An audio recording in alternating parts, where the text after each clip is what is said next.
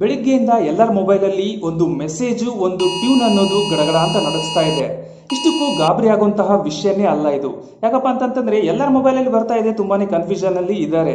ಈ ಮೆಸೇಜ್ ಯಾರು ಕಳಿಸ್ತಾ ಇದ್ದಾರೆ, ಯಾಕೆ ಬರ್ತಾ ಇದೆ ಅನ್ನೋದನ್ನ ಈಗ ಹೇಳ್ತೀನಿ. ಈ ಒಂದು ಮೆಸೇಜ್ ಅನ್ನೋದು ನಮ್ಮ ಗೌರ್ಮೆಂಟ್ ಅವರು ಕಳಿಸ್ತಾ ಇದ್ದಾರೆ. ಏನಪ್ಪ ಅಂತಂತಂದ್ರೆ ಎಮರ್ಜೆನ್ಸಿ ಅಲರ್ಟ್ ಮೆಸೇಜ್.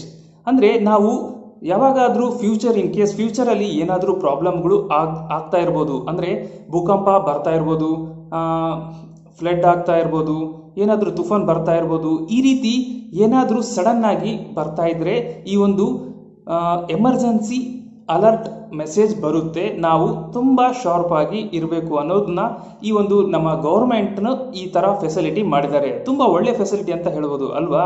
ಇನ್ನೊಂದು ವಿಷಯ ಏನಪ್ಪ ಅಂತಂದರೆ, ನಿಮ್ಮ ಮೊಬೈಲು ಸೈಲೆಂಟ್ ಆಗಿ ಇಟ್ಟಿದ್ರು ಈ ಒಂದು ಮೆಸೇಜ್ ಅಲರ್ಟ್ ಬರುತ್ತೆ, ಹಾಗೆ ಟ್ಯೂನ್ ಕೂಡ ಬರುತ್ತೆ.